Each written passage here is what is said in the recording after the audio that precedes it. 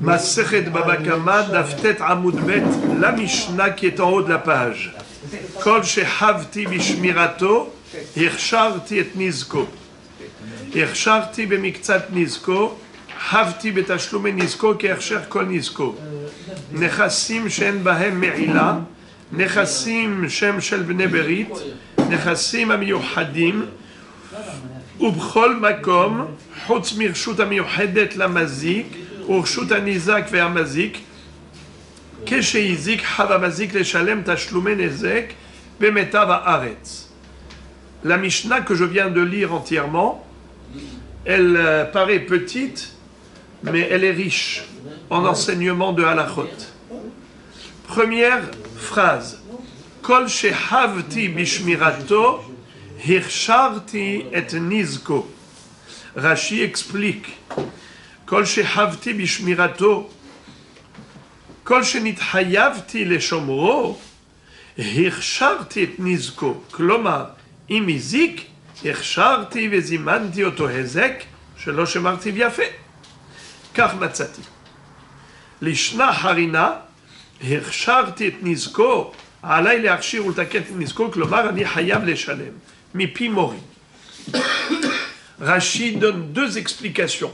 L'une qu'il a entendue et l'autre de son maître. Qu'est-ce que nous dit la Mishnah d'abord? Kol shehavti bishmirato. Le mot havti, on a déjà vu dans la première Mishnah de Masechet Baba Kama, donc Daf Bet, vous vous rappelez? La Mishnah a conclu avec la phrase suivante. Ukshehizik, hav hamazik, les shalem tashlume nezek, bemetav haaretz. D'ailleurs, cette Mishnah également, elle conclut de la même façon. C'est-à-dire, kshehizik, s'il y a eu un nezek, alors il faut assumer, il faut payer un dédommagement. Seulement, au lieu de dire Hayav Hamazik, il est écrit Hav Hamazik. Qui est-ce qui se rappelle pour quelle raison? Au lieu de dire Hayav Hamazik les Shalem, l'endommageur est obligé de payer. Il est écrit Hav Hamazik les Shalem. Qui est-ce qui se rappelle pourquoi il est écrit Hav au lieu de Hayav?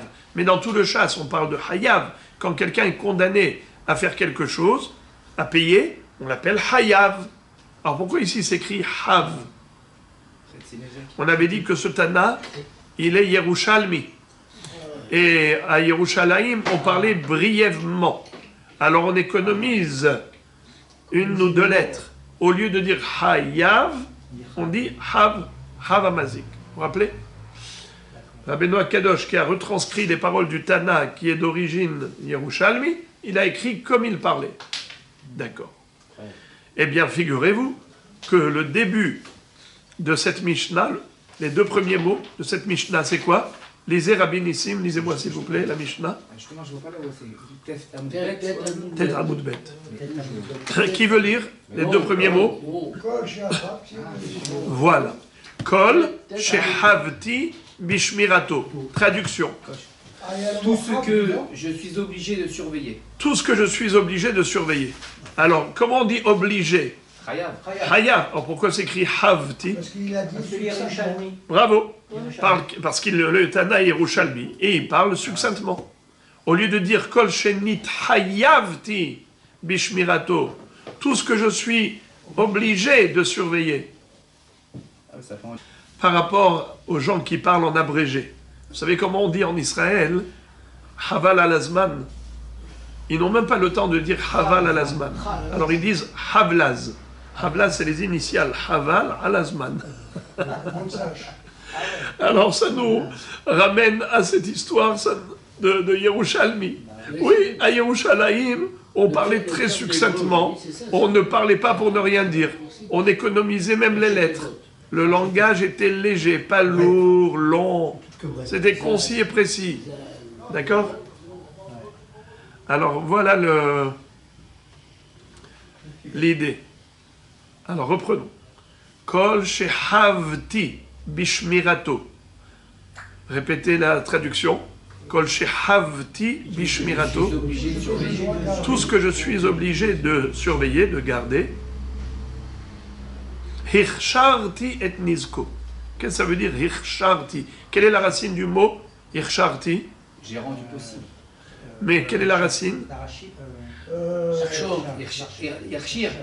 Ouais. L'archir, Ouais. permettre. Rembourser et payer. L'archir. Ça vient du mot kacher. Cachère. Kacher, c'est-à-dire j'ai permis le nezek. Dans le sens où, lorsque je suis tenu de surveiller un objet qui m'appartient pour pas qu'il soit un obstacle pour autrui, et je n'ai pas assumé mon rôle de propriétaire qui doit être responsable de tout ce qu'il possède. J'ai des animaux, il faut que je les surveille. J'ai du feu, il faut que je surveille. Il faut que je fasse attention, Naron, à ce que je ne sois pas à l'origine de dommages et de torts causés à autrui. Havti bishmirato, je suis hayav de surveiller. Kol shehavti bishmirato, irsharti et nizko. Si je n'ai pas surveillé convenablement, alors c'est comme si c'est moi qui ai causé le dommage. C'est moi qui ai causé le préjudice. Même si je suis passif, tu vas dire, eh oh, ça va, hein, je suis passif, j'ai rien fait. J'étais là avec mon verre de café et ma cigarette. Qu'est-ce que j'ai fait de mal? On lui dit, mais qu'est-ce que tu as fait de mal? Tu n'as pas surveillé ton feu. Tu n'as pas surveillé ta bête pour pas qu'elle aille encorner les autres, pour pas qu'elle aille rentrer dans le champ du voisin et manger ce qu'il y a là-bas et piétiner, casser. Ça veut dire quoi? J'ai rien fait. Bien justement, il fallait faire quelque chose, il fallait surveiller tes objets qui ne fassent pas du mal. Tu hayav bashmira. Tu es obligé de surveiller, de garder. Kol shehavti bishmirato, hirsharti et nizko. Si finalement il y a eu un nezek, un dommage, eh bien c'est comme si c'est moi qui ai permis ce nezek. Comment on dit j'ai permis? Je l'ai rendu kasher. Vous entendez les amis? J'ai rendu le nezek kasher. Hirsharti et nizko, c'est moi qui ai permis. Quand on dit kasher, ça veut dire quoi kasher? Autorisé. Vous avez le droit de manger, n'est-ce pas? C'est kasher ou pas kasher? C'est apte ou c'est pas apte à la consommation? C'est toi qui as rendu le nezek apte. C'est toi qui as permis, par ta passivité, tu as rendu le nezek permis. Possible. Donc le mot kasher ici, ça veut dire possible. J'ai rendu possible. Ça, c'est le premier pirouche de Rashi. Le deuxième pirouche de Rashi, c'est Kol shehavti bishmirato, hirsharti et nizko.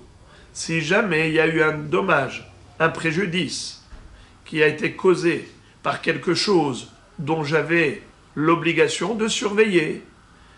Et finalement, je n'ai pas surveillé convenablement. Alors qu'est-ce qui s'est passé? Il y a eu un préjudice causé à autrui. Maron. Alors c'est qui doit réparer ce tort? Hirsharti et nizko.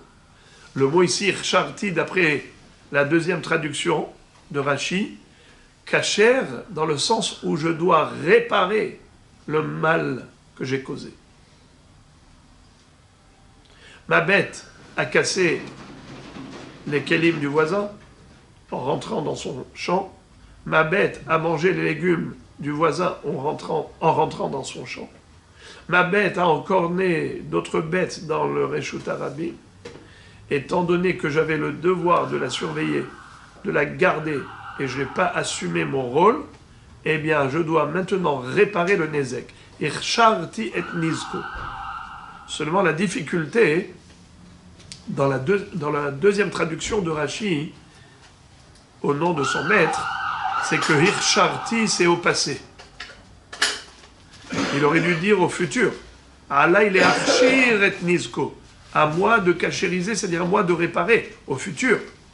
Si je n'ai pas surveillé correctement ma bête ou mon feu, et ça a causé du tort à autrui, alors on n'aurait pas dû dire hirsharti et nizko.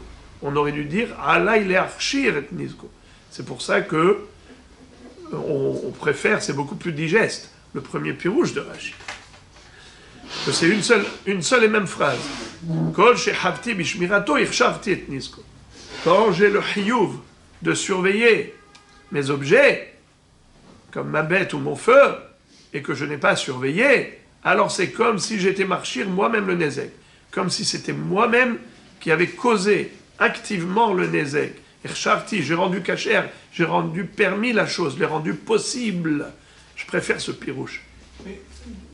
Rabbi Gabriel, vous posez une excellente question. Quel est le chidouche de cette Mishnah? Kol shechavti bishmirato, irsharti et nizko, boker tov. Merci beaucoup, vous êtes gentil comme tout. Mais c'est la première Mishnah déjà de Masechet Baba Kama. On nous a dit Arba avot nizikin, ashor abor amaveh ve'ever. Et on a terminé en disant Atzad ashave shebaem shedarkan lehazik. Si jamais il y a eu un nezek causé par l'un de ces avot nezikin, eh bien il faut assumer, il faut payer un dédommagement. Alors c'est quoi le chidouche ici? La première phrase de cette Mishnah, elle est en trop, elle est inutile, a priori elle ne sert à rien, cette première phrase. Alors c'est quoi le chidouche? Évidemment que votre question sera traitée par la Gemara. Tout ce qui est logique est traité. Deuxième halacha. Hirsharti bemiktsat nizko havti betashlume nizko kersher kol nizko. Si j'ai été marchir miktsat anezek, c'est-à-dire j'ai rendu possible, et là Rashi va dire que là il n'y a pas de traduction possible. Là on ne peut pas dire que hirsharti c'est dans le sens que je dois réparer. Dans la première phrase où il y a écrit le mot hirsharti et nizko, là-bas on avait deux traductions. Ce que Rashi a entendu et ce que Rashi a appris de son maître. Alors, dans cette deuxième phrase de la Mishnah, où il y a écrit encore une fois le mot Irsharti, là, ici, il dit il n'y a pas d'équivoque. Même son maître sera d'accord que la traduction, elle est claire. Irsharti, ça veut dire j'ai rendu possible le nezek, le dommage. Irsharti bemiktsat nizko, havti betashlume nizko, kersher kol nizko. Si j'ai rendu possible une petite partie du dommage, c'est comme si j'ai rendu possible tout le dommage, et il faut que je paye la totalité du dommage. Répétons. Regardez. Hirsharti bemiktsat nizko. J'ai rendu possible une petite partie de son dommage. Havti betashlume nizko. J'ai été condamné à payer un dédommagement pour le nezek. Comme si j'avais rendu possible tout le nezek. Alors qu'est-ce que veut dire cette phrase? Vous avez compris quelque chose? On a traduit, d'accord, mais après la traduction, il faut une explication. Qu'est-ce qu'on veut dire? Si j'ai rendu possible une petite partie du nezek, c'est comme si j'ai rendu possible tout le nezek. De quoi on parle? C'est la responsabilité. C'est quoi? Une personne qui a donné la possibilité qu'il y ait un nezek. Même si elle n'était pas impliquée à 100%, elle payera comme si elle était impliquée à 100%. Expliquez-vous. Vous avez dit des mots, mais qu'est-ce que vous voulez dire? Si j'ai été négligent un petit peu, même si j'ai pas fait le nezek. Ça on l'a déjà dit. Ça, c'est déjà la première phrase. C'est ce que ça veut dire. Ça, c'est déjà la première phrase. Alors, je vous pose la question. Qu'est-ce que veut dire cette deuxième phrase? Si j'ai rendu possible une partie de son dommage, je suis tenu au paiement de son dommage. Comme... Non, continue la phrase d'après. Comme quelqu'un qui aurait causé la totalité du dommage. Très bien. Donc, c'est ce qu'on a dit. Il a causé une petite partie du dommage, alors il doit payer la totalité du dommage comme s'il avait occasionné tout le dommage. De quoi on parle? C'est quoi faire une partie et on est chayav pour la totalité? Premièrement, quelle est la logique? Pourquoi je paierai pour la totalité si j'ai fait qu'une petite partie du dommage? Premièrement. Et dans quel cas? Et dans quel cas je n'ai fait qu'une partie du dommage? Et quelle est la logique que je paye pour tout le dommage? Ben, c'est de quoi on parle? D'une allumette que j'allumais, je l'étais dans un champ, elle a commencé là, mais après elle a brûlé tout le champ. Donc je suis responsable de tout. C'est très joli ce que vous dites. Mais c'est pas ça. Pourquoi c'est pas ça? Parce que ça s'écrit dans la Torah. Parce que ça s'écrit dans la Torah.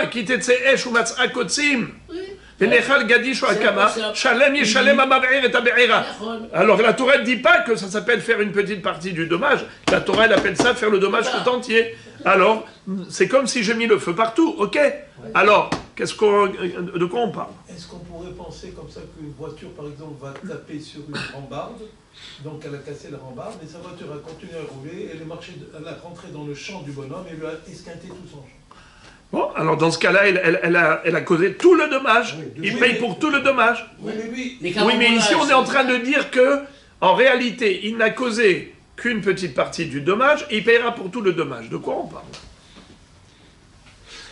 Alors, on verra dans la Gemara, Rashi nous dit patience, attendez la Gemara, mais moi je sens que vous avez envie de savoir.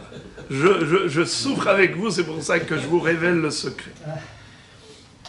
La Gemara va nous expliquer qu'il s'agit d'un homme qui a creusé un puits, par exemple, de 9 tfahim, pas de 10 tfahim.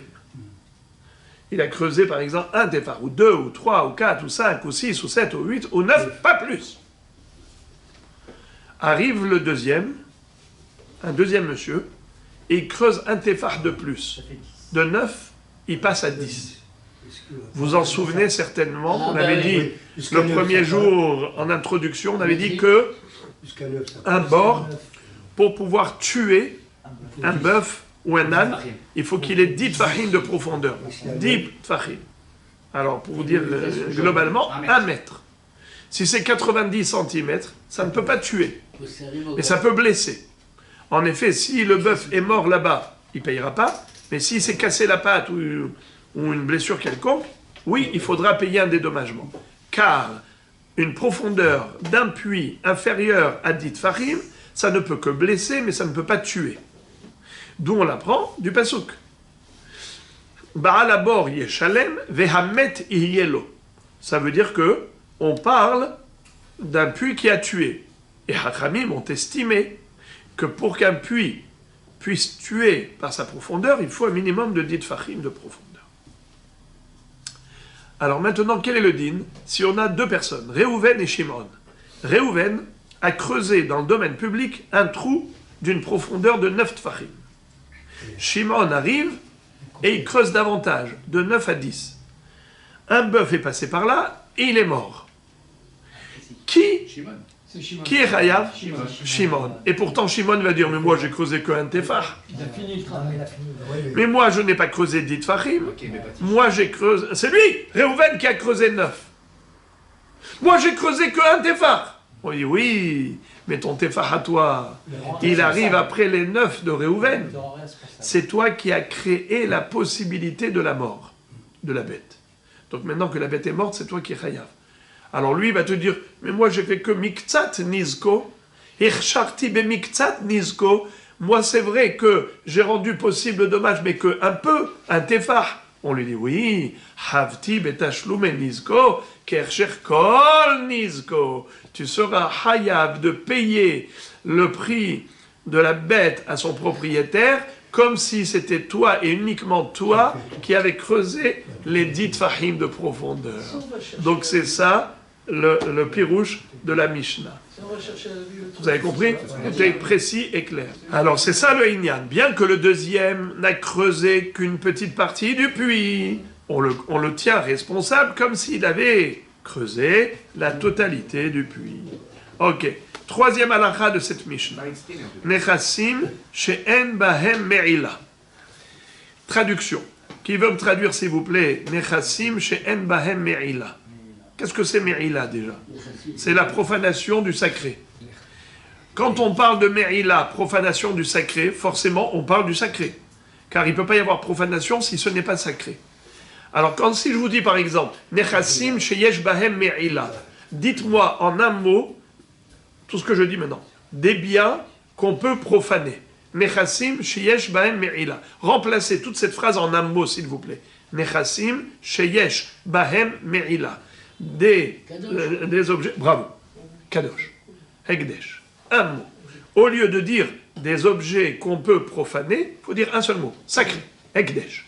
Alors maintenant, si je vous dis le contraire, nechassim she'en bahem me'ila, des objets qu'on ne peut pas profaner, qu'est-ce que ça veut dire? Ils sont kadosh. Au contraire, ils ne sont pas kadosh. Si on ne peut pas les profaner, c'est qu'ils ne sont pas kadosh. Car si c'est kadosh, on peut profaner. Alors répétons. Quand on dit Nechassim chez En Bahem Me'ila, c'est des objets profanes. et pas Kadosh, justement. C'est pour ça que j'ai commencé à l'envers pour comprendre le contraste.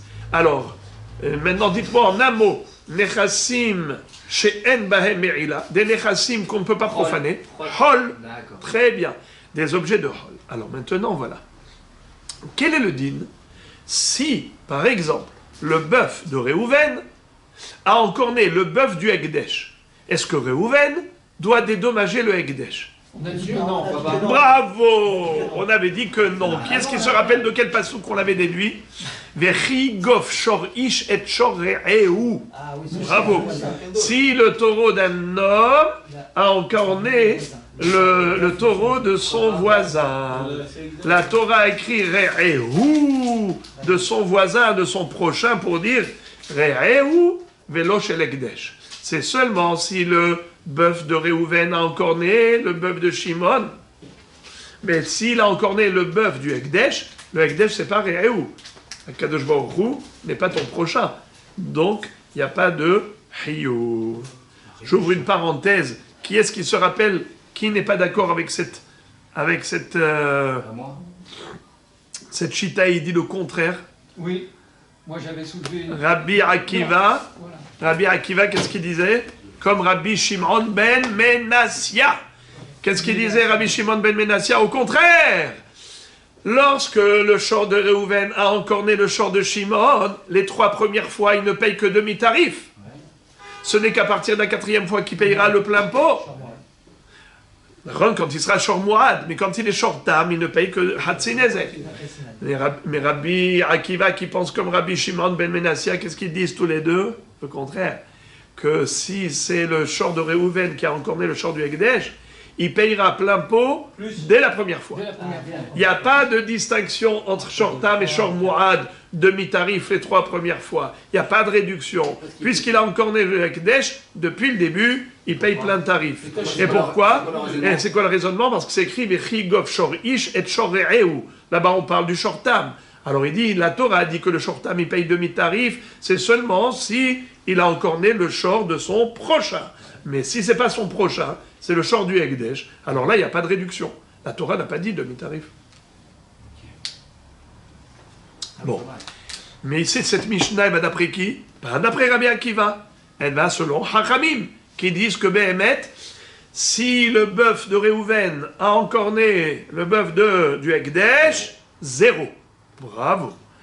Très très bien. Nechassim she'en bahem me'ila. Quand est-ce qu'on est hayav?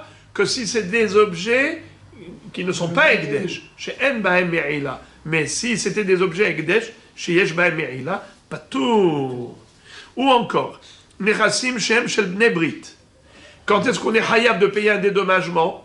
Que si c'est le Réhouven qui a causé un dommage à Shimon. Mais s'il a causé un dommage à quelqu'un qui n'est pas Ben Berit, et pas tour. Nechassim amiyuhadim. Qu'est-ce que ça veut dire Nechassim amiyuhadim? Des objets qui ont un propriétaire. Qu'est-ce que ça veut dire des biens privés? Des biens qui ont un propriétaire. Ça veut dire que si ils n'ont pas de propriétaire, alors on n'est pas hayav de payer. Allez, maintenant, je vais voir si vous êtes éveillé, réveillé. Ouais, ça veut dire, si c'est un objet hefker, alors il n'est pas obligé de payer. Il n'est pas chez le bonhomme, il est dehors. Il est dans le Non, non. Il a le droit de se promener dans la rue. Les gens qui se promènent dans la rue, ils ont le droit. Ils n'ont pas de raison d'être agressés. Répétez la question. Nechassim amiyuhadim. La Mishnah nous dit qu'on est hayav de payer un dédommagement que si on a causé un dommage à un objet qui a un propriétaire, c'est-à-dire qui appartient à un privé, à un particulier. Mais si ça n'appartient à personne, alors là on n'est pas hayav de payer. Allez, posez la question tous ensemble. Donc ça appartient au Hekdesh. Non, pourquoi Hekdesh? Quel rapport avec Hekdesh? On est passé déjà, on a tourné une page les amis, on est dans un autre registre. On n'est plus dans le registre Hekdesh, on est dans le registre Hol. Mais Hefker. Alors posez une question. Hein? On parle d'un bord avant. Un bord. Je répète. Réhouven avait un bœuf, un taureau, par exemple. Ou Réhouven a allumé un feu, par exemple. Ensuite, ce feu ou ce taureau de Réhouven ont causé un dommage. À qui? À quoi? À un autre objet qui était hefker. Traduction du mot hefker, Abandonné. abandonné. Ben oui. C'est-à-dire un objet qui n'avait pas de propriétaire. Ben oui. Alors on nous dit, Réhouven est pas tour de payer, il n'est pas obligé de payer un dédommagement. Avec qui vous voulez qu'il Alors paye posez la À qui question. vous voulez qu'il paye? S'il est abandonné, c'est normal.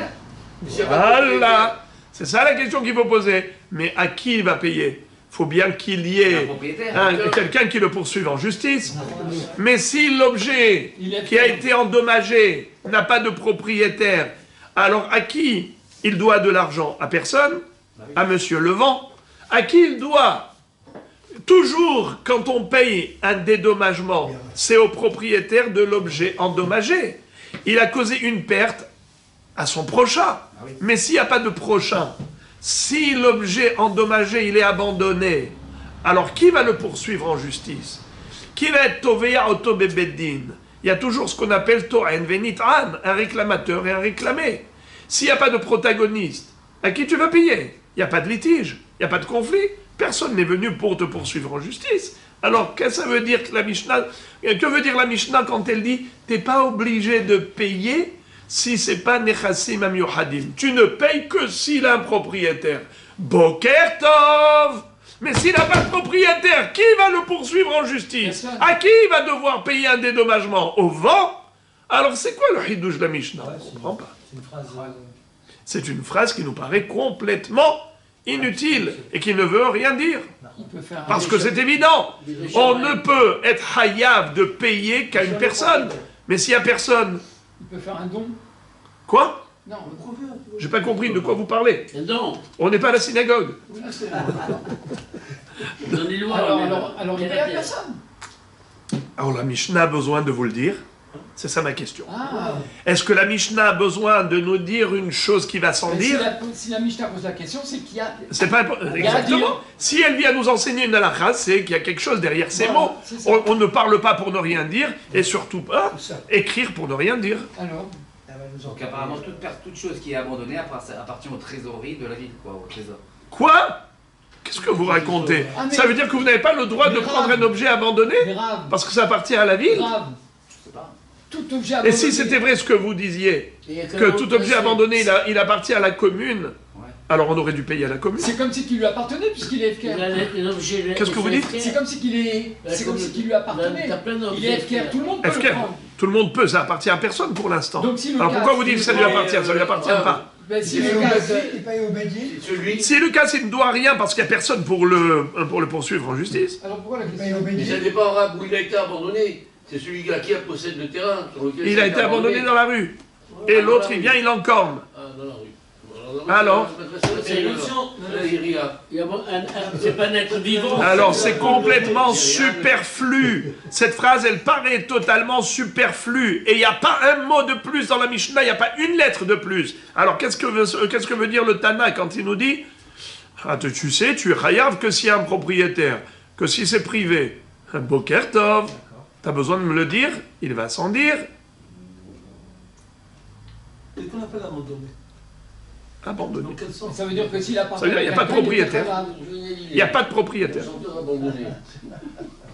Il n'y a pas de propriétaire, ce n'est pas un objet privé. Il ne s'agit pas d'un animal qui aura lui-même une responsabilité à l'intérieur de lui. de l'animal. Allez, je suis très heureux que vous souffriez de la question parce que sinon vous n'allez pas vous régaler de la réponse.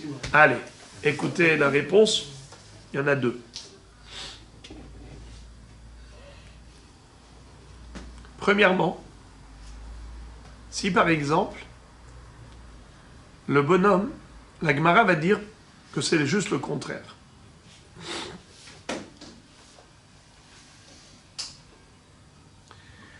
Le bonhomme, c'est pas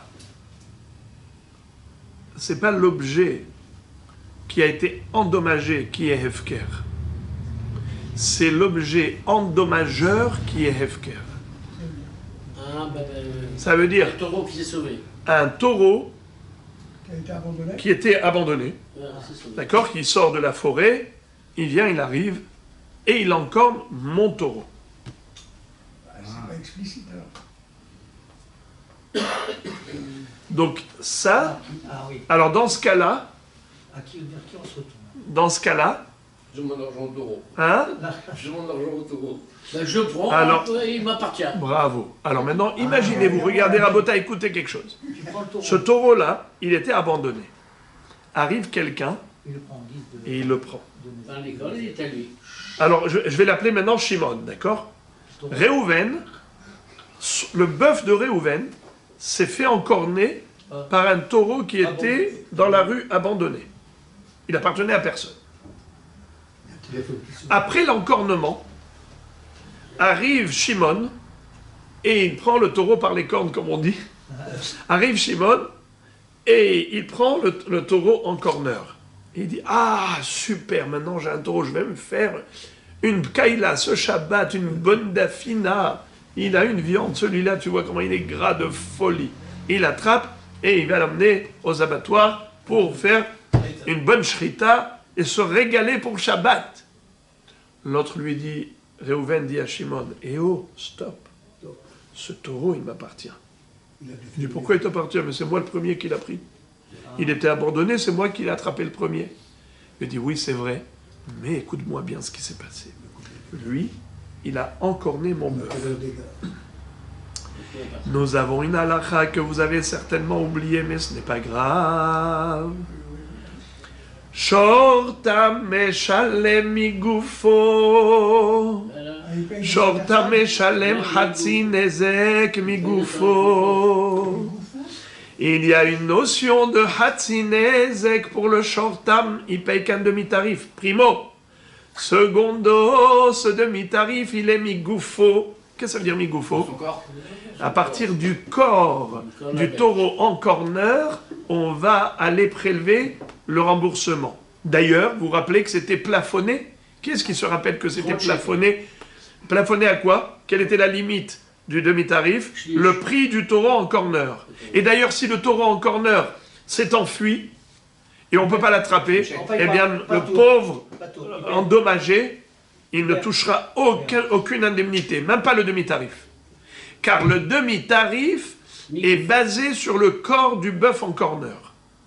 Le propriétaire du bœuf en corner, il paye demi-tarif, c'est seulement si le taureau en corner est là à proximité et qu'on peut le prendre. C'est-à-dire que l'endommagé peut prendre le taureau endommageur. Mais si le taureau endommageur s'est enfui, eh bien, il n'y a plus de base pour le règlement. Donc, répétons. Shorta meshalem hatzi nezek migufo.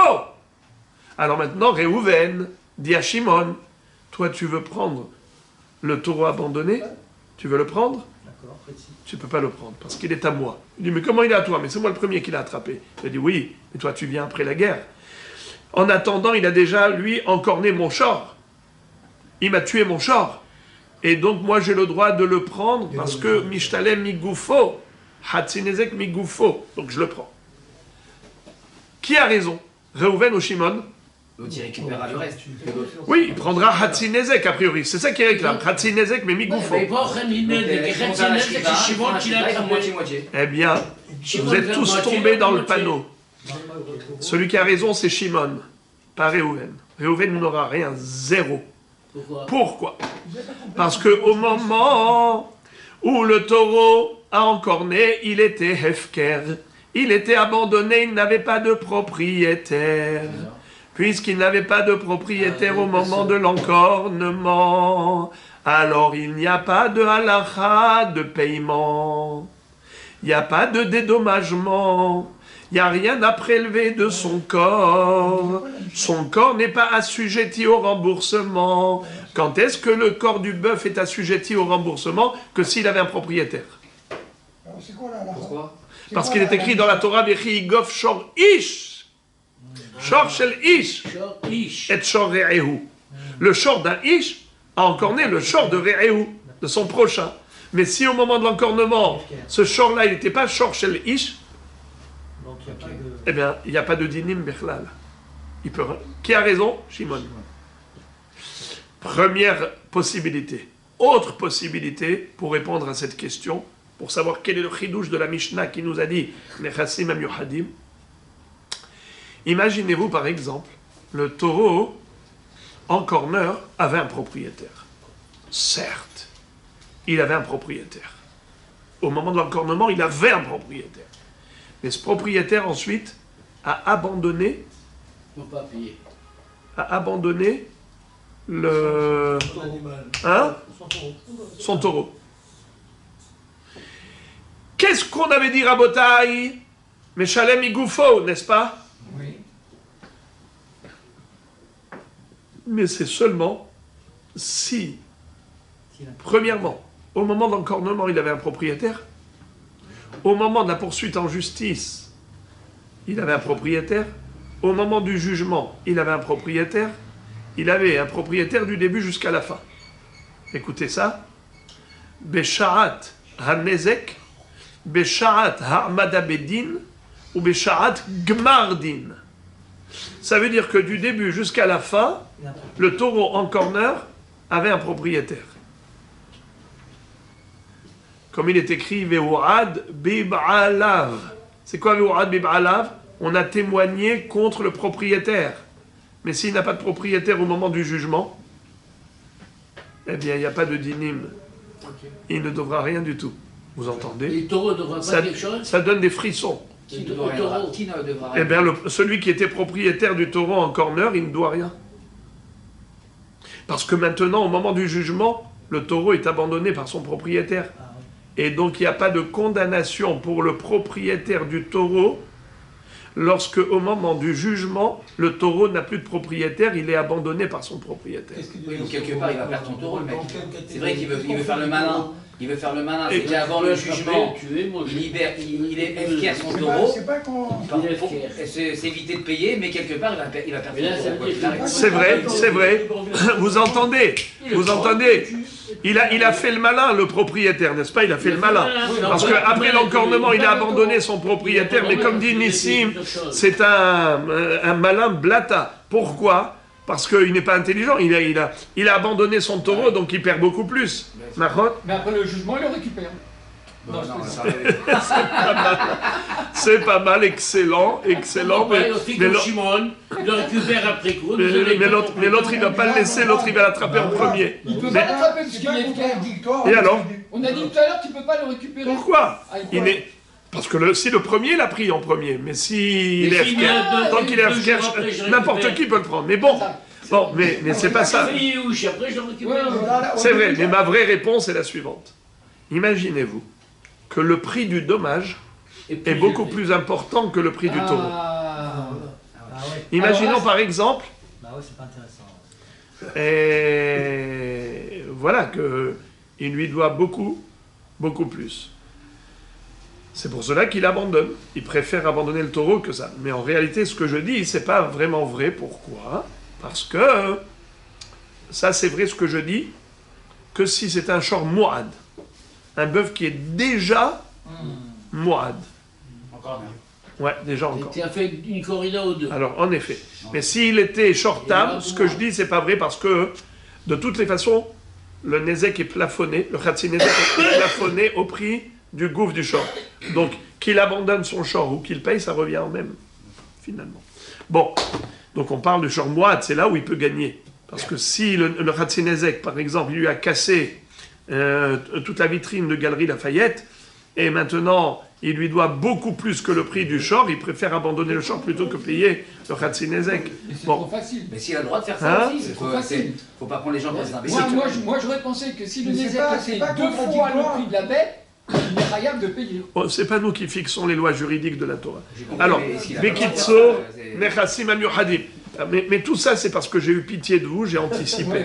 Et je vous ai donné maintenant déjà ce qu'on va étudier plus tard dans la Gemara, et vous l'avez déjà étudié aujourd'hui. Alors maintenant, encore. Ubechol Makom. Qu'est-ce que ça veut dire Ubechol Makom? De toute manière. Et partout. Partout. Chutz Mirshut Amyuhadet Lamazik. C'est-à-dire, imaginons le taureau en corner a encorné dans le Reshut Arabim, dans le domaine public. Est-ce qu'il est hayav? Est-ce que le propriétaire du taureau en corner doit payer un dédommagement? Répondez par oui ou par non. Oui, on a dit oui. Bien sûr que oui. Réhouven avait un taureau. Il a encorné le bœuf de Shimon. Est-ce qu'il lui doit un dédommagement? Oui. Ça s'est passé Birshut Arabim, dans le domaine public. Maintenant, imaginons qu'il est carrément rentré dans le domaine de Shimon. Est-ce qu'il doit lui payer? À plus forte raison. Très bien. Maintenant, imaginez-vous le contraire. Le taureau de Shimon est rentré dans le domaine de Réhouven. Et maintenant, le taureau de Réhouven, quand il a vu un intrus indésirable, il est parti, boum, il a encorné. Alors, dans ce cas-là, pas tour. C'est ça ce qu'on est en train de dire.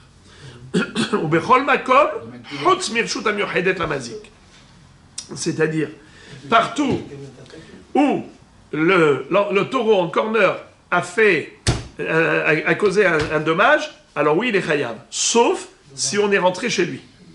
Si le taureau l'encorné est rentré dans le domaine du taureau en corner, eh bien, il n'a que ses larmes pour pleurer. Car le propriétaire du taureau en corner lui dit, mais qu'est-ce que tu veux? Tu rentres chez moi et après tu veux que je te paye?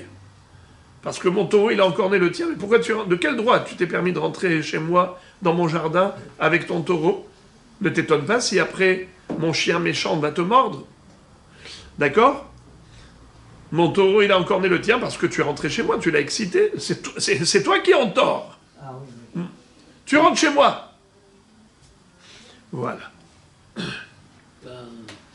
Urshut Anizak ve'amazik. Encore une exception. Si tu rentres chez moi, mais aussi Urshut Anizak ve'amazik. C'est quoi le domaine du Nizak et Mazik? Nizak l'endommagé, Mazik l'endommageur. C'est quoi ce Hutz là? Qu'est-ce que ça veut dire? Alors, ce que ça veut dire. Imaginons, on est deux associés. Réhouven et Shimon sont deux associés. Ils ont un terrain, un champ qui est commun aux deux. C'est la propriété des deux. Les deux avaient leurs animaux ici, leurs bêtes. Les deux avaient le droit d'amener leurs taureaux. D'accord? Est-ce que dans ce cas-là, il peut venir pleurnicher s'il se fait encorner l'autre? Bah oui. Il y a une question sur Dieu de au milieu entre les deux. S'ils savaient que son taureau est entre Étant donné qu'ils avaient tous les deux le droit, ils avaient tous les deux le droit de mettre ici leur taureau. Et donc ils se sont justement arrangés tous les deux pour ne pas être hayav l'un envers l'autre. Et on parle ici de Shen Varegel. C'est-à-dire, il lui a mangé ses légumes, il lui a mangé ses... comment on appelle ça? Il lui a piétiné les vases de cristal. Il n'est pas tour. Parce qu'on avait un arrangement, une convention. Toi, tu peux faire rentrer tes animaux, moi aussi. Mais on ne parle pas d'encornement. Dans cette phrase-là, Urshut Anizak ve'amazik, on ne parle plus de Keren. On parle de Shen et de Regel. Pourquoi? Dans un domaine qui est commun aux deux, où ils avaient tous les deux le droit de faire entrer leurs animaux, ça devient comme Reshut Arabim. Les frères et les amis, rappelez-vous, quel est le din dans le Reshut Arabim? Quel est le din dans le domaine public? Si par exemple, Shimon a posé un cajot de courgettes. C'est son problème. Ensuite, le bœuf de Réhouven, il vient, il les mange. Pourquoi il n'est pas tour? Parce que c'est Reshut Arabim. Bravo, c'est Reshut Arabim. Quand est-ce que la Torah condamne ce monsieur à payer pour les courgettes?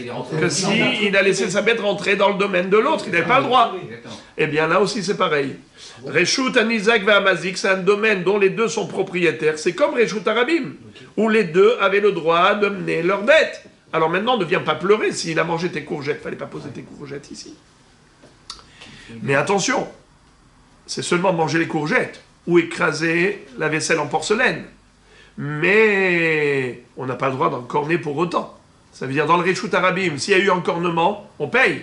Hatzinezek, n'est-ce pas? Les 3 premières fois. Parce que tu as le droit de marcher, mais tu n'as pas le droit d'encorner.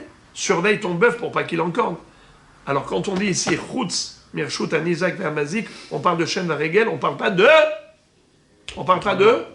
d'encornement. Très bien. Uksheizik, Havamazik, les Shalem Tashlumen Nezek, Bemeta Va'aretz. La fin de la Mishnah, vous êtes étonnés parce que vous entendez exactement les mêmes mots que la fin de la première Mishnah de Masechet Baba Kama. Exactement la même phrase. Dans Dafbet, Daftet. Et qu'est-ce qu'on avait vu d'après Shmuel? Qu'est-ce que cette phrase-là vient nous rajouter? Elle vient nous rajouter Keren. Car selon Shmuel, dans la première Mishnah, on a que Shen et Regel. Et dans cette Mishnah, on a l'allusion à Keren.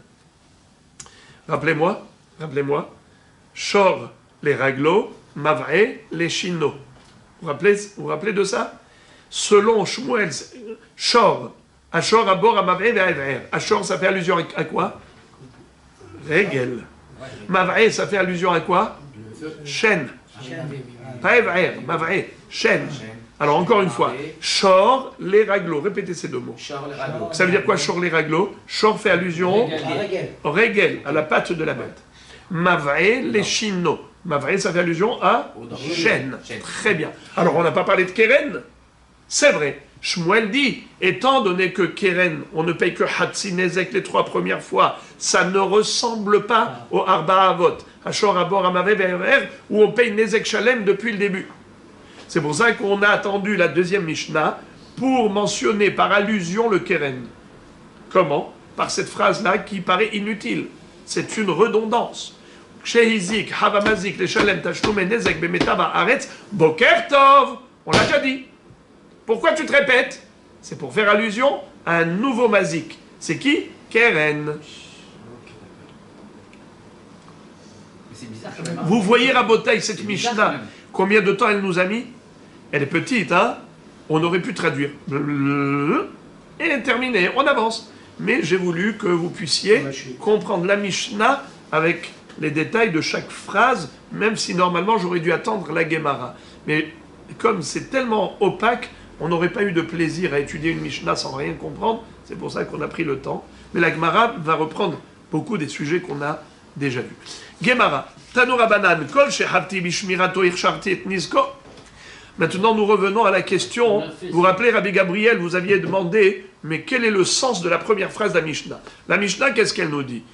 Quand je suis hayav de surveiller, j'ai une responsabilité de surveillance, alors irsharti et nizko. Si jamais il y a eu un nezek, eh bien ça veut dire que c'est moi, par ma passivité, j'ai rendu possible le dommage, et c'est pour cela que je dois assumer ma responsabilité et payer un dédommagement. Vous aviez dit, mais ça on l'a déjà appris dans la première Mishnah de Maseret Baba Kama, et à juste titre. Regardez le pirouche donc de la Gemara, c'est très très fort. La Gemara nous cite une baraïta. Tanu Rabanan. Kol shehavti bishmirato hirsharti et nizko ketzad. De quoi parle-t-on?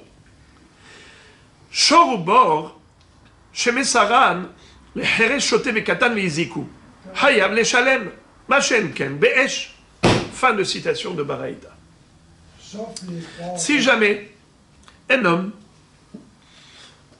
un adulte normalement constitué, a donné à un fou ou à un malentendant, un sourd muet, ou un enfant qui n'est pas bar mitzvah, donc qui est inconscient, ces 3 êtres sont inconscients.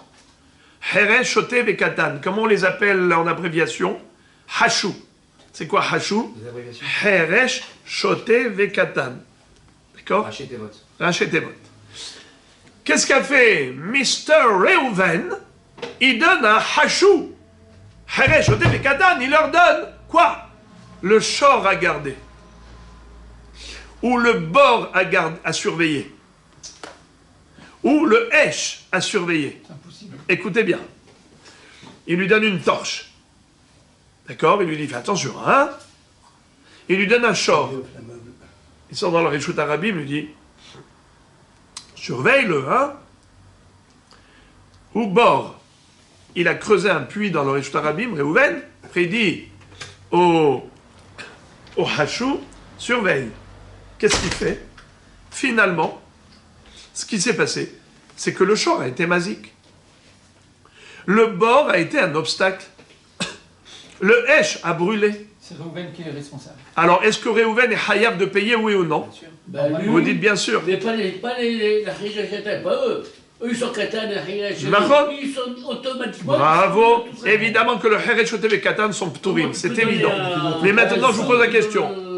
regardez. Mr. Matok, est-ce que Reuven est Hayav de payer, oui ou non? Normalement, oui.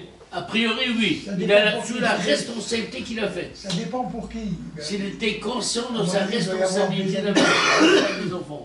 La Braïta qu'on vient de lire, on vient de la lire. Allez, je vais relire avec vous, et vous me dites, vous avez donné une réponse sans avoir compris la Braïta. Maintenant, je relis la Braïta. Ketzad, Shor ou Bor, Shemesaran le Heresh Shote vekatan veiziku, Hayav le Shalem, Machen ken be'esh. Alors maintenant, donnez-moi la réponse à la question. Je vous repose la question.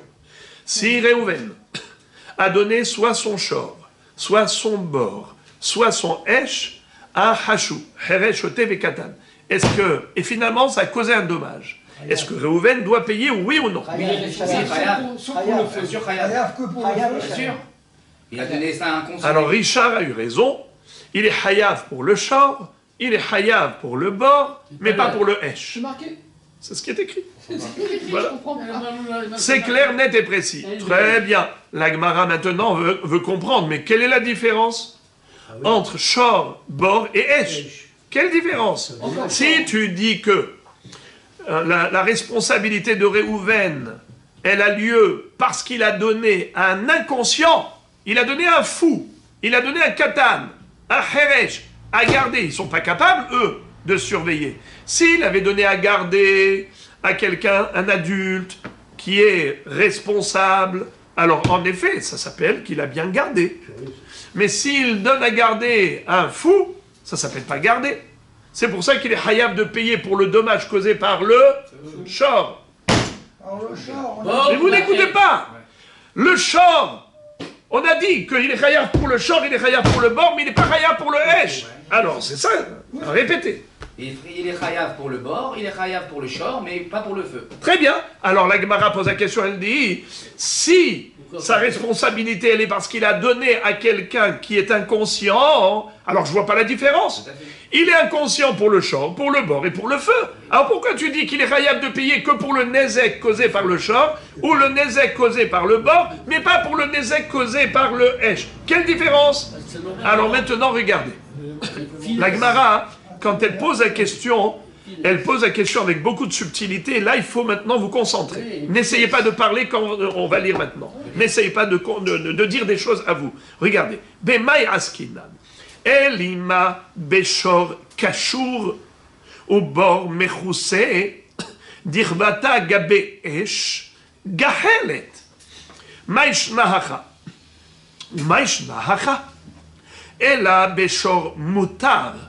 ובור מגולה, דרבתה גבי אש, שלהבת, מה שאין כן באש, דפטור, והאמר ריש לקיש, משמי דחזקיה, לא שנו אלא שמסר לו גחלת וליבה, אבל שלהבת חייב. מה היא טעמה? דהבריא הזקה. C'est-à-dire,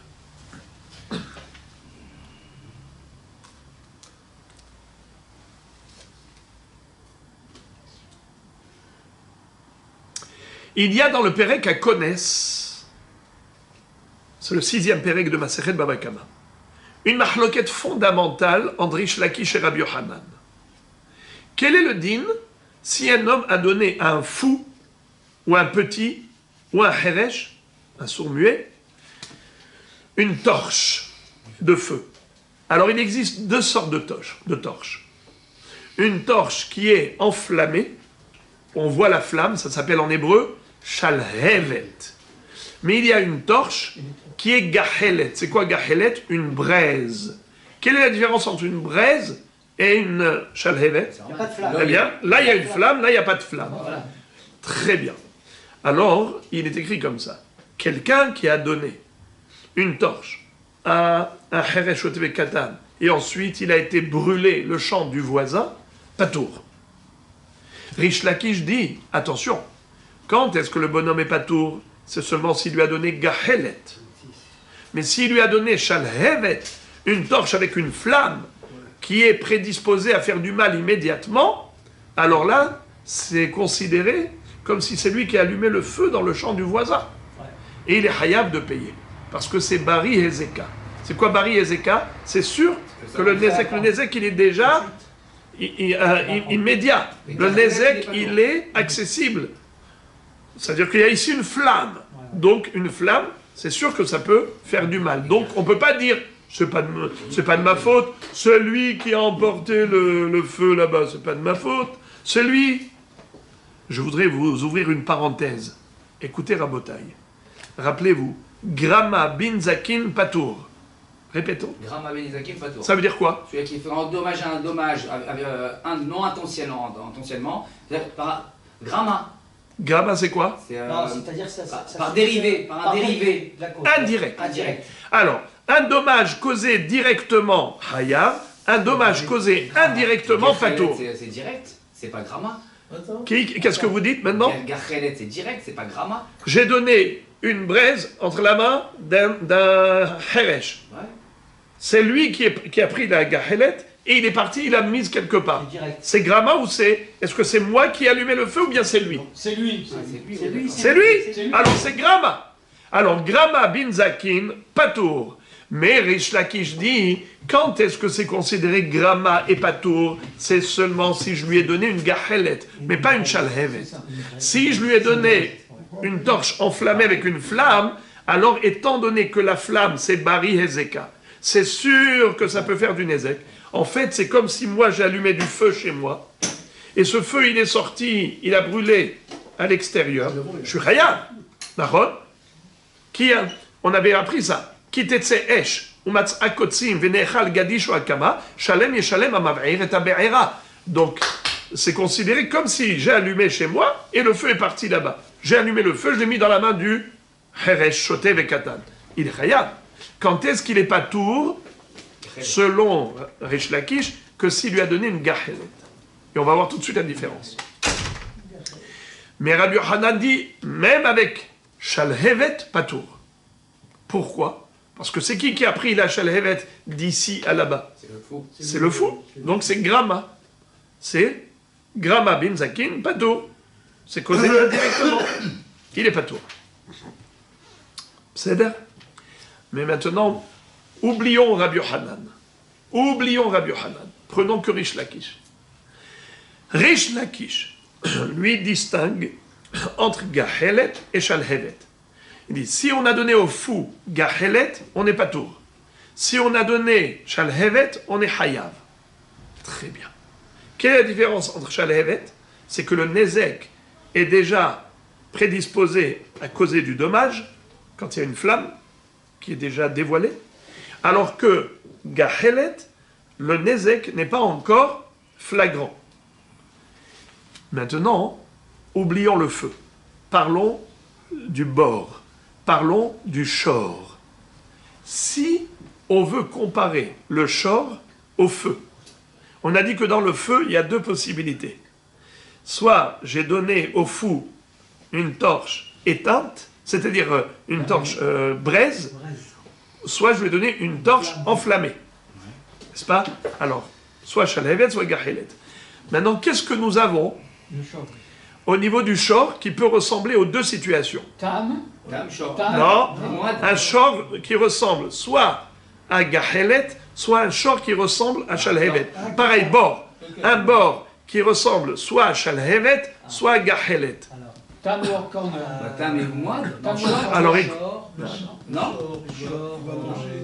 Alors, non. Un shor qui est attaché au tronc d'arbre, par exemple, ou à un lampadaire. Vous avez dans la rue, vous avez des poteaux. Le bonhomme, il a attaché son shor au poteau. Et il a dit au fou, surveille-le. Ou bien, il avait creusé un puits, ensuite il a mis un couvercle. Il a dit au fou, surveille-le.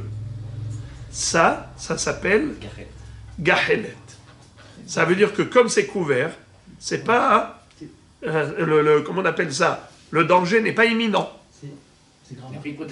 Le danger n'est pas imminent. Il y a un risque, il n'est pas imminent. Donc, si on veut maintenant comparer à Gachelet, alors le shor attaché, le bord recouvert, la torche en braise. Dans les trois cas, il a donné au, comment il s'appelle? Au fou à garder, a priori. De la même façon que tu dis que pour le Hesh, il est patour. Pourquoi? Parce que le danger n'est pas imminent. Alors même pour le bord, tu devrais dire patour, car étant donné qu'il est couvert, le danger n'est pas imminent. Le shor, il est attaché, le danger n'est pas imminent. Pourquoi tu as dit qu'il est hayav?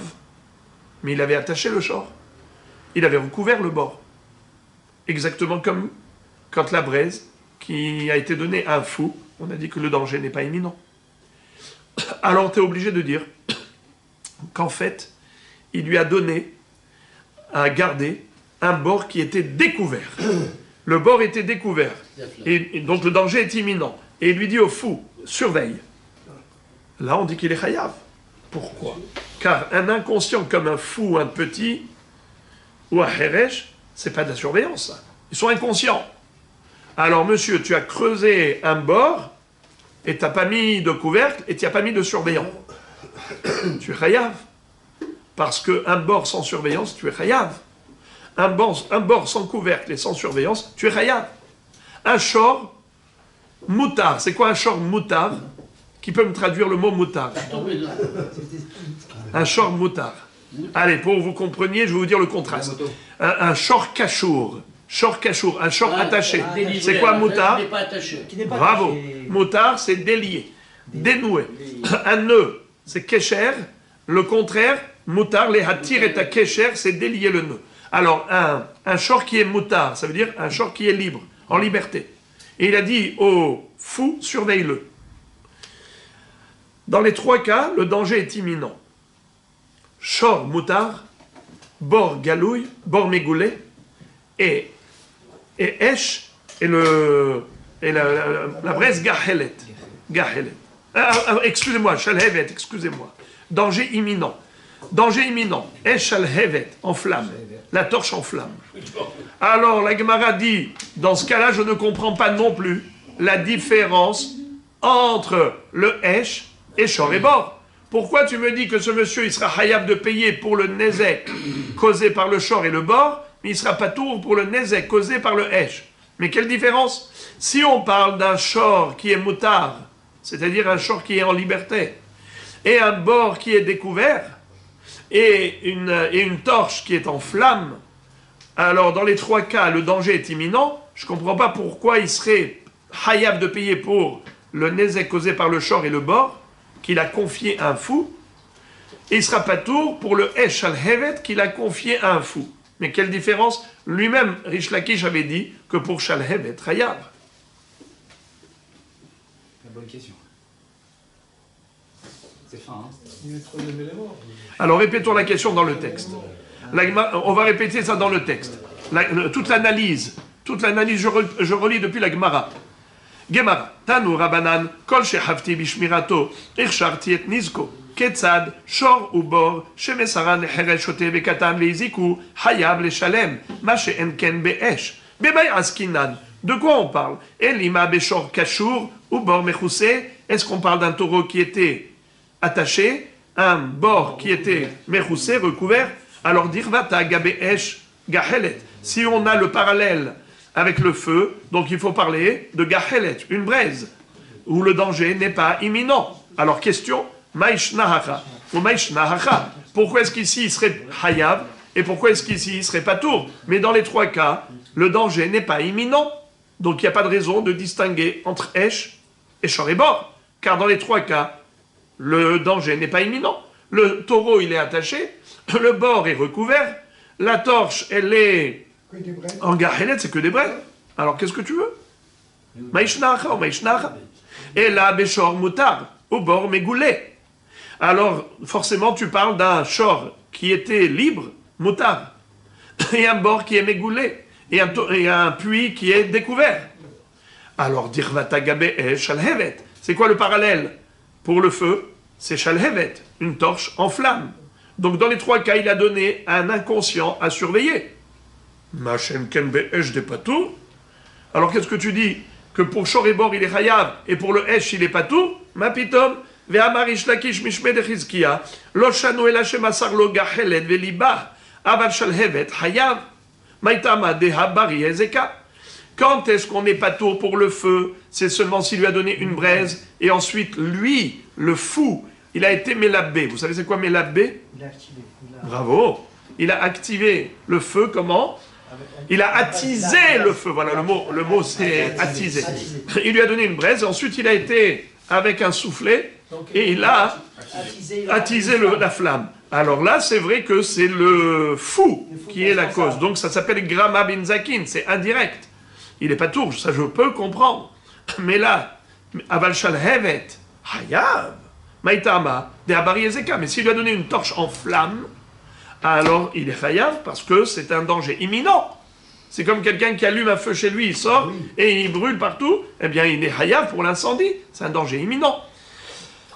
Alors, on ne comprend pas la différence. Pourquoi la Baraïta a établi un distinguo entre Esh et Shor et Bor? Pourquoi il a dit Chayav que pour Shor et Bor confié à un fou, mais il n'est pas tour pour le feu confié à un fou? Je ne comprends pas. Est-ce qu'on parle de danger imminent ou pas imminent? Si c'est danger imminent, alors dans les trois, il doit être Chayav. Si c'est danger qui n'est pas imminent, pour les trois, il doit être Patour. C'est la question. On ne comprend pas la Braïta. La réponse d'Agmara, c'est du miel. Des vaches vechalav tahat leshoner. Le'olam beshor kashur u bor mechousse. Mais on parle du cas où il a confié au fou des dangers qui ne sont pas imminents. Shor, kashur, un taureau qui est attaché. Ou bor mechoussé, un puits recouvert. Vedirvata gabeesh, et le parallèle au niveau du feu, c'est quoi? Gahelet, une torche, en braise, et pas en flamme. Alors ta question c'était, alors pourquoi on a établi un distinguo? Pourquoi on a dit qu'il est hayav pour Shor et Bor, et il n'est pas tour pour Esh? Réponse, Shor darkel et natouke, Bor darkel et natoure, gahelet kama deja feikla, me'amia ve'azla. Et dit parce qu'il y a une différence fondamentale entre ces différents dommages pour le Shor et le Bor qu'il a confié au fou, même si c'était attaché, même si le Bor était mechoussé, ça ne s'appelle pas une bonne surveillance. Pourquoi? Car le couvercle, il s'envole facilement. Attaché, non. Le couvercle. Oui. Et le taureau attaché, tu sais très bien qu'un taureau, il ne supporte pas d'être attaché. Il passe son temps à ronger la corde avec ses dents et à essayer d'éclater avec sa corne la corde de manière à ce que, à un moment donné, il sera en liberté. Alors, qu'est-ce que tu as donné à un fou à garder? Tu comptes sur la corde? Abalshor darke lenatouke. Sur quoi tu comptes? Sur le couvercle du bord? Darke lenatoure. Les gens, ils passent par là, ils donnent un coup de pied par-ci, par-là, plap, plap, plap, plap, et le couvercle est parti. Alors, sur qui tu t'es appuyé pour aller dormir tranquille? Ah, la surveillance du fou. Quoi, un fou, il est responsable? Un petit est responsable? Un héresh est responsable? Non. Tu es hayav. Par contre, au niveau du feu, pourquoi il n'est pas tour quand il lui a donné une braise, une torche en braise? Vous savez pourquoi? Écoutez ça, Rabbi Matok. En braise, hein. Mais Amia ve'azla. Répétez cette phrase. Mais Amia ve'azla. What is it? Alors, comment on dit pour les hébraïsants? Pour les hébraïsants, comment on dit un feu qui est étouffé, qui s'éteint, qui est dans une braise? Amoum. Mais en araméen, Amia ve'azla. Eh bien, d'ailleurs, même en hébreu, dans le langage talmudique, on dit Gehalim Romemot. C'est quoi Gehalim Romemot? Ce sont du charbon en braise qui est en train de s'éteindre petit à petit. D'ailleurs, vous faites un barbecue. Si pendant longtemps, vous n'allez pas attiser le feu, alors ça va s'éteindre. Mais au début, ce sont des braises où il y a du feu à l'intérieur que tu peux en effet attiser, relancer si tu vas souffler dessus. Mais si tu ne souffles pas dessus, il s'éteint de lui-même. Alors c'est ça. Quand il a donné une torche en braise et pas en flamme. Au fou, sur quoi il s'appuyait le bonhomme? Sur Mi'amia, Amia et Azla. Il s'est dit, dans 5 minutes, ça y est, de toute façon, ça va être complètement éteint. Or, lui, qu'est-ce qu'il a fait? L'énergumène, là, le fou, qu'est-ce qu'il a fait? Il a pris un soufflet, il s'est mis à attiser le feu, et maintenant, il a une flamme, et il est parti incendier le champ du voisin. Là, ça s'appelle Gramma bin Zakin. C'est causé indirectement. C'est pas considéré comme le feu que lui a allumé, mais que le fou a allumé. Pourquoi il est patour? Gramma bin Zakin, patour. C'est vrai que c'est à cause de lui, mais il ne peut pas le poursuivre en justice, bidé Adam. Il est chayav que bidine shamaim.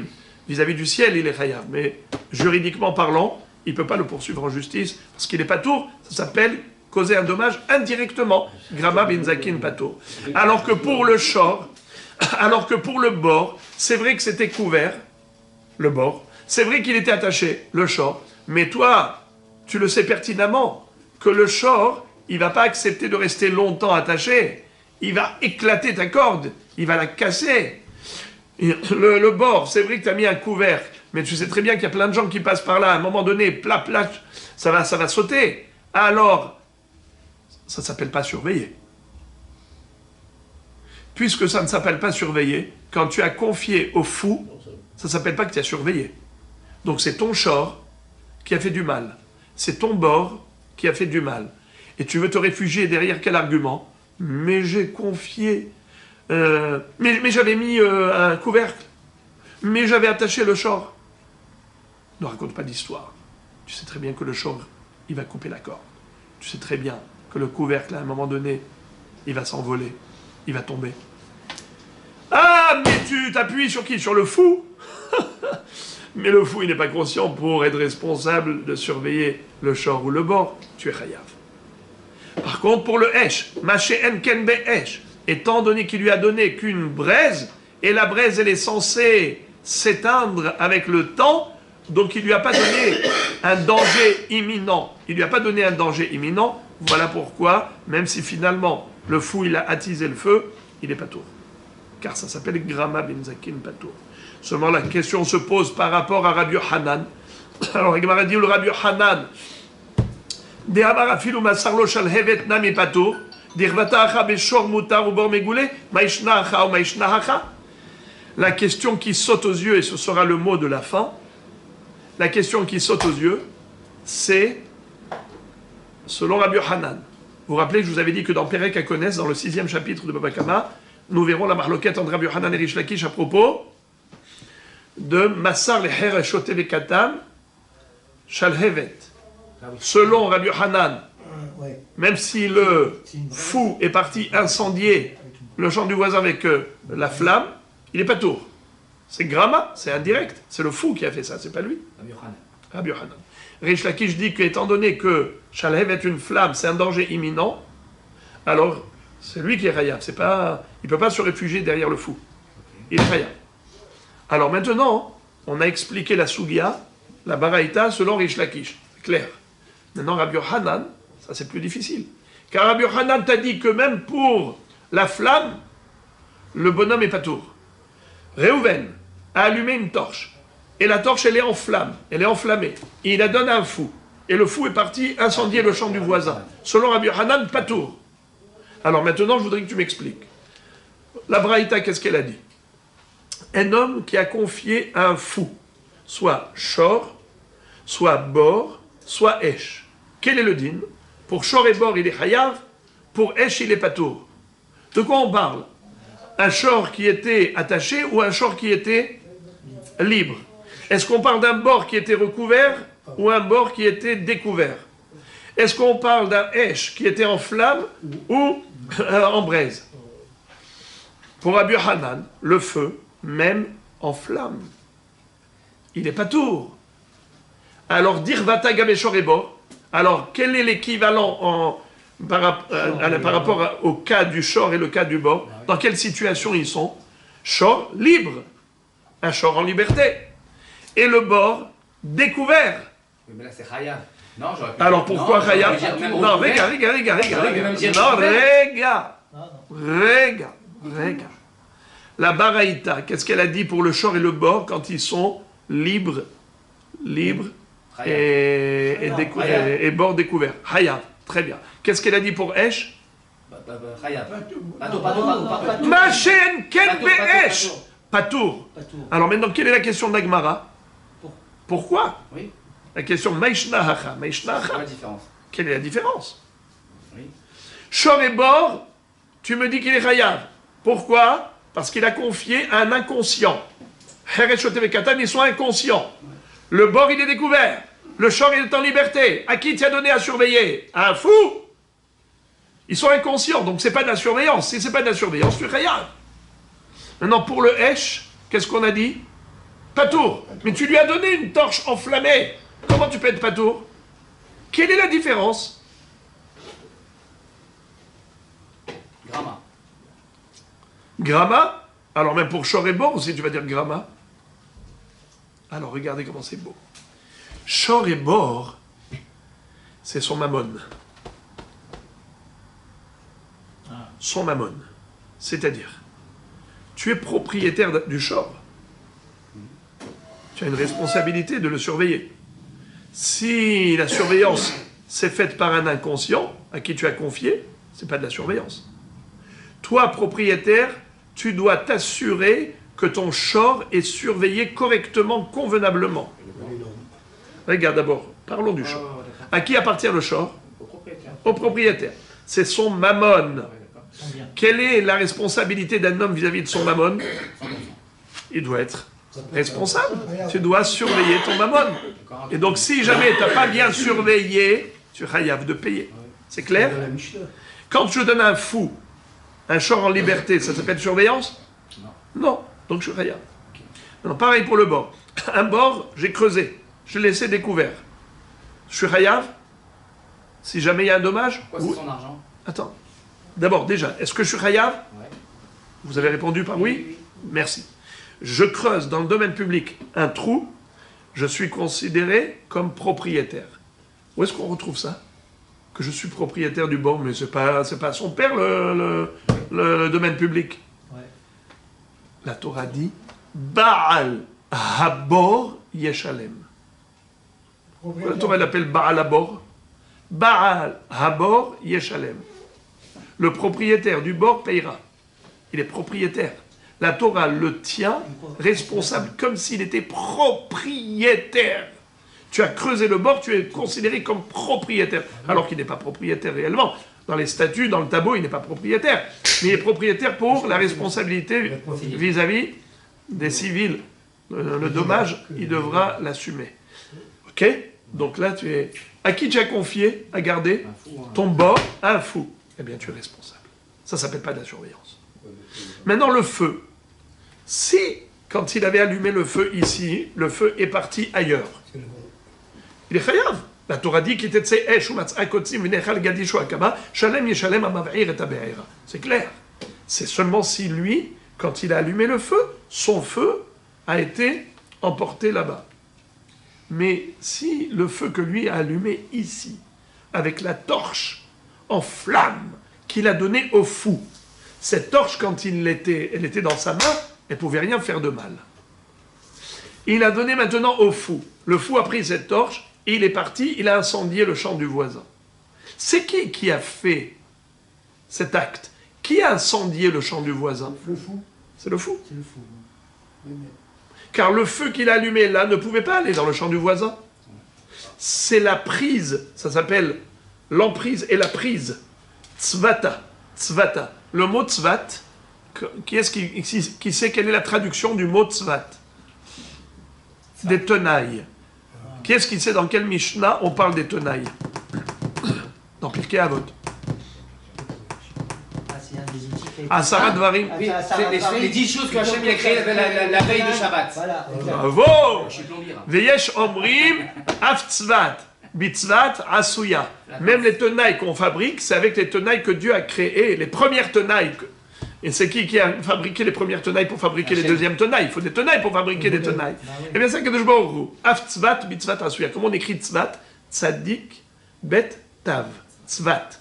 Eh bien, la Gemara, Rabbi Yochanan dit Tzvata de Heresh Kagarim. Hacha lotzvata de Heresh Kagarim. À propos du shor et du bord, il n'y a pas eu l'intervention du fou. C'est pas lui qui a causé le dommage. C'est le shor lui-même, c'est le bord lui-même. Eh bien, le shor, il m'appartient, le bord m'appartient. On n'a pas eu besoin de l'intervention du fou pour le dommage. Tandis que là, le hesh, c'est la tenue, la prise, la tenue de la torche par le fou qui est parti là-bas incendier le champ du voisin. C'est cette action-là qui a causé l'incendie. Donc c'est la prise tzvata, comme des tenailles qui resserrent. Eh bien, tzvata de Heresh Kagarim, ce qui a causé l'incendie, c'est la tenue et la prise du feu par le fou qui a amené les flammes là-bas. Alors voilà pourquoi il est patour.